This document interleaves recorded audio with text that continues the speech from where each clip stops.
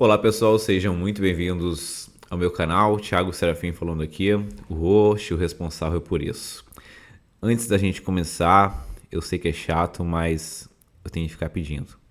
Não deixem de se inscrever no canal, de compartilhar, de dar o like e de ativar o sininho para ficar ligado em tudo que acontece por aqui. Galera, olha só, empolguei agora, hein?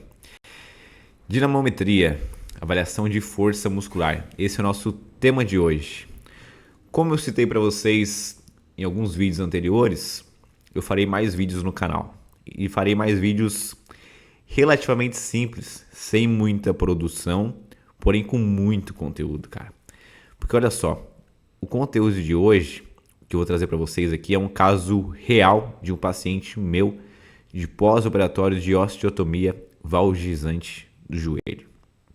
Bom, talvez você nem saiba que tipo de cirurgia é essa, mas é uma cirurgia altamente complexa, onde é necessário fazer uma raspagem do osso para corrigir uma deformação, uma deformidade. Além disso, foi feito com esse paciente em específico, sutura de menisco. Tá? Então, uma cirurgia bem complexa que essa avaliação dele foi feita com 11 meses pós-operatório. Não é um atleta, é um paciente mais velho. Agora eu me recordo tão bem a idade dele, acho que ele tem 58 para 59 anos. Tá? Então não é um atleta, é um paciente que já tinha muita dor no pré-operatório, antes da cirurgia, e a cirurgia veio justamente para dar mais qualidade de vida para ele. E aí, essa foi a dinamometria dele, me mandou algumas semanas atrás, e pensei, por que não trazer para mostrar para a galera como interpretar uma dinamometria, uma avaliação de isocinético. Porque assim, essa não é uma aula prática de isocinético e eu nem sei se isso é tão útil assim. Porque são poucas as pessoas que vão trabalhar com isocinético. Eu já trabalhei em clínicas como avaliador de isocinético, em 2 clínicas. Já fiz esse tipo de teste com os pacientes. Hoje, aqui na clínica, eu não tenho isocinético, né? Mas a gente tem a dinamometria isométrica, não dinamometria isocinética. Posso trazer em outro vídeo conceitos e quais diferenças, mas por uma questão de praticidade, uma questão financeira, obviamente, a gente não tem. Eu falo de Floripa e aqui são poucas as clínicas que têm dinamometria isocinética. Talvez em algum momento a gente possa ter. Mas hoje, pensando do ponto de vista monetário e do ponto de vista financeiro e de retorno, para você comprar o isocinético e até você ter o retorno sobre esse investimento, cara, vai bastante tempo. Precisa ter um fluxo muito alto de pacientes, vindo de plano, de encaminhamento. Não é hoje o nosso momento. A gente não trabalha com volume alto, trabalho e preconizo muito mais para a qualidade do paciente. Não atendo mais de um paciente por horário, justamente pensando nisso, tá bom? Então vou falar aqui sobre dinamometria. Olha só, como que a gente interpreta, tá? O que é importante a gente ter aqui alguns dados para uma interpretação mais simples. Dados relacionados à força, onde a gente vai ver simetria de uma perna com a outra. Então, simetria. Qual que é o objetivo lá na fase final das reabilitações de joelho? Que a gente consiga atingir, em média, 90% de simetria de uma perna com a outra. Ok? Além disso, quando a gente compara e pensa no joelho, razão agonista, antagonista, ou seja, relação em que proporção de força de isquios tibiais, de posteriores de coxa, comparado ao quadríceps. Eu espero sim que o meu quadríceps seja mais forte do que o posteriores de coxa, mas isso não pode ser muito exagerado. Essa proporção a gente espera que seja de 60% pelo menos, tá? Em média. Esse exame específico traz um valor de referência um pouco menor, mas eu gosto de jogar um pouco mais para o alto. Então aqui, articulação do joelho, a velocidade angular, tá? Então por mais força que o paciente faça, a velocidade isocinética não vai passar de 60 graus por segundo. Inclusive, cara, outro dia um paciente perguntou, porque o Atlético Mineiro postou uma vez um vídeo do Hulk fazendo isocinético. E aí foi até uma sacanagem com os outros atletas, né? Porque postou acho que 2 ou 3 atletas fazendo isocinético nessa velocidade angular, que é uma velocidade mais lenta. Então o atleta faz o máximo de força possível e e o aparelho vai mexer a 60 graus por segundo. Não vai mais rápido. Só que dá para programar essa velocidade. Dá para a gente colocar 120, 180. E aí, provavelmente, o que eles fizeram lá? O Hulk estava numa velocidade diferente. Só que você posta isso, os atletas fazendo uma velocidade mais lenta e o Hulk na velocidade mais rápida, a impressão que passa para quem não entende do assunto é que, caramba, olha a diferença de força do Hulk para os outros atletas. Todo mundo está morrendo para fazer aquele teste e o Hulk está fazendo muito rápido, muito potente. Galera, o Hulk ele é um cara forte, o Atlético Mineiro, mas a velocidade angular é algo pré-determinado pelo aparelho, pelo avaliador. Então provavelmente ele estava numa velocidade diferente, velocidade mais alta, 120, 180, não sei, né? Mas era muito mais rápido que os outros atletas. E aí para os leigos, a impressão que passava, inclusive jornais, influenciadores do meio postaram, né? Mas cara, vamos lá, informação, ciência. A velocidade do teste é pré-determinada, independente da força que você faça. Beleza? E para a gente verificar a força, essa velocidade de 60 graus por segundo é a velocidade mais preconizada. Padrão contrátil. Vamos lá, a gente tem contração concêntrica quando a gente faz a força e contração excêntrica quando a gente vai segurando. Nesse caso aqui, joelho, concêntrica, concêntrica. Então, concêntrica para subir, força no quadríceps, concêntrica para descer, força nos posteriores de coxa. Então, tem que fazer força para subir e para empurrar de novo para baixo. Tá bom? Número de séries, fez uma série de 5 repetições. Está aí o padrão do teste. Comparação aqui, tá bom? Extensores do joelho, aqui em cima, depois flexores do joelho. Lado direito, lado dele operado é o lado direito, tá, gente? E o lado esquerdo. Vamos ver as diferenças aqui de força. 8% de diferença. Referência, 10%. Tá bom? Então, olha só, quando a gente compara e quando a gente divide, eu não tenho aqui os valores da diferença. Vamos calcular. Regra de 3 básica. 167. 167 dividido por 180, 92%. Vezes 100, 92,7. Então a diferença, na verdade, ela é até 7,2, eu acho. Quando pega esse valor menos 100, 7,2. A diferença é até menor, é mais próximo do 7 do que do 8. Beleza? Então, olha só. Para a gente verificar a diferença de força, a gente vem aqui e compara os dois lados. E aquilo que eu falei, né? A gente espera geralmente uma diferença... A gente preconiza, aliás, uma diferença máxima de 10%. Uma assimetria de 10%, consequentemente uma simetria de 90%. Flexores do joelho. Lado direito, lado operado. Lado esquerdo, lado não operado. Diferença de força 10%. Acho que dá um pouco mais. Mas dessa vez, vejam, favorável ao lado operado. E a gente trabalhou demais mesmo o lado não operado, principalmente porque ele tinha um pouco de dor para fazer extensores do joelho. Então eu dava muitos estímulos de posteriores, não só de forma através da flexora, mas de outros estímulos também. Então quando a gente divide o menor valor pelo maior valor, regra de 3 básica, eu vejo muita gente errando isso aqui, tá? 89. Então é 10 vezes 100, 19 menos 100, 10,6 de diferença. Tá bom? E vejam que os valores de posteriores de coxa são valores menores do que de extensores do joelho.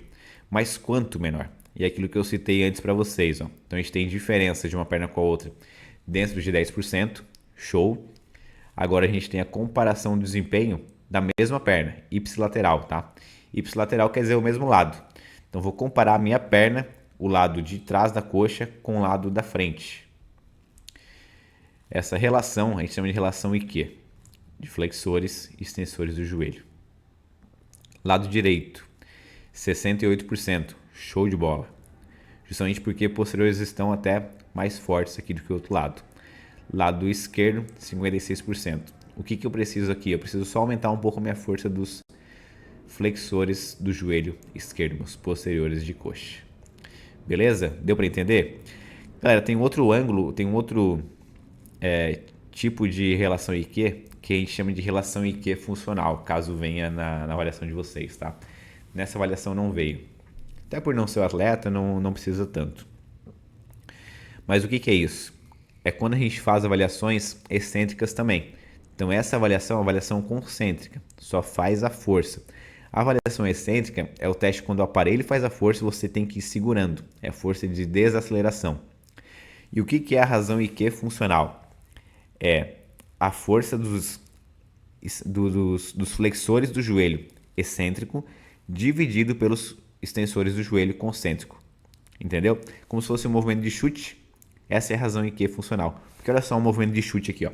Estou chutando, meu joelho está estendendo. O que está acontecendo? O posterior de coxa está alongando, então é excêntrico.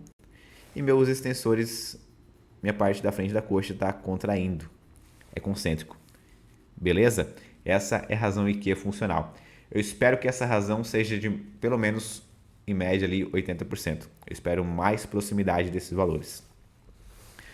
Vamos ver os gráficos. Ó, é importante quando a gente vai ver o gráfico, a legenda do gráfico, né? Então, ó, a linha em azul é o lado não envolvido, ou seja, o lado não operado. E a linha em rosa é o lado envolvido. Vamos lá, ó. Aqui a gente tem os graus. Então sai ali de 90%. E ele faz a força para estender o joelho. Vai lá, faz o máximo de força. Vai, força. Força, força, força, força, força, força, força, força, força, força, força. Completou o movimento. Veja que ele não vai até zero, tá? Ele vai aqui mais ou menos 10, 12 graus. Por quê? Porque provavelmente não fez toda a extensão final lá do movimento. O mesmo acontece, ó, o contrário. É o mesmo movimento. Então ele sai de um grau aqui próximo de 15, acho que 10 para 12 e vai até 90. Bom, provavelmente um pouquinho de curtamento ali de posterior de coxa limitou isso. Vejam que o pico de força, o isocinético, ele avalia o pico de força, depois compara. O pico de força aqui, ó, 180 no lado não envolvido e como a gente viu lá antes, 167 do lado envolvido, lado operado. E esses valores são comparados. Geralmente o pico de força é realmente nesse ângulo aqui, próximo de 60, 65 graus, nos extensores do joelho. Então, e aí em relação ao gráfico, né, é interessante a gente verificar o gráfico. Vejam que tem um pouquinho de diferença aqui comparado aos gráficos, tá? Mas não é uma diferença tão significante. Mas vejam que do lado operado, ele consegue sustentar a força de maneira mais linear. Isso é interessante, tá? Apesar de ele não ter um pico de força tão alto lá na montanha, ele consegue vir sustentando melhor do que o outro lado, ó, que faz um pouquinho uma queda, que tem uma curva, e depois ele volta para a linearidade. Isso é interessante. Ele consegue manter uma consistência de movimento um pouco melhor. Às vezes, tem uma queda, uma quebra aqui no gráfico, como se tivesse... Vamos dar um exemplo aqui, ó. Vamos imaginar que o lado azul aqui, ó, que esse valor fosse um pouco mais baixo, que tivesse uma queda e voltasse. Provavelmente é um ponto onde às vezes ele não consegue produzir força. Pode ser por dor, por alguma lesão específica. E aí essas quedas que acontecem aqui, esses vales, eles às vezes representam pra gente um ponto que a gente precisa fortalecer um pouco mais. Então, por exemplo, se ele tivesse uma queda maior aqui nesse ângulo, o que seria interessante? Alguns exercícios isométricos nesse ângulo aqui, tá bom? Se ele não consegue atingir um pico aqui nesse ângulo, que geralmente é o esperado, se fosse até aqui e subisse só depois, o que eu deveria fazer? Alguns exercícios isométricos nesse ângulo aqui, onde eu espero ter mais força, ok? O mesmo para os flexores do joelho. Aqui ele começa o movimento flexionando o joelho e vai até 90 graus. O início aqui ele tem um pouquinho de facilidade para o lado operado, olha só o rosa. E o lado não operado ele vai mantendo mais linear. Interessantes esses gráficos aqui, tá? Então, para comparar, geralmente é feito o pico de força, tá?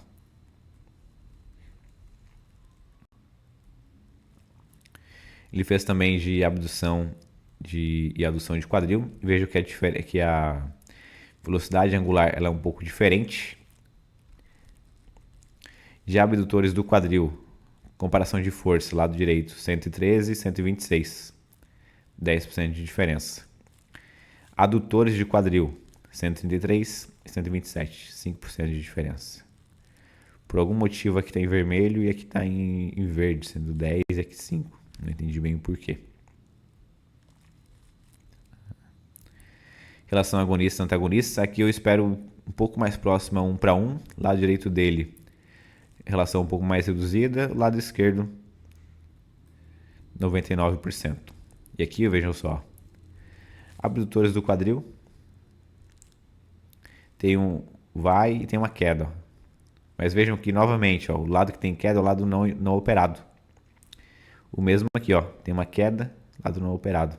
Que interessante, que talvez a gente fazer agora prescrições para ele do lado não operado, com algumas isometrias nesses ângulos para ficar mais equiparado em relação às forças. Bom, galera, essa foi nossa aula de hoje. Espero que vocês tenham gostado. Se ficou alguma dúvida, deixem nos comentários que talvez depois eu faça outra aula relacionada a isso, tá bom? Meu objetivo aqui, como eu citei, é trazer cada vez mais vídeos, sejam vídeos técnicos, vídeos mais espontâneos, sejam lives, seja apresentação de casos, mas vai ter sim muito mais conteúdo, principalmente a partir do segundo semestre. Beleza? Nos vemos no próximo vídeo, na próxima aula, no próximo conteúdo. E não deixem de se inscrever no canal, de dar o like, de compartilhar e de ativar o sininho.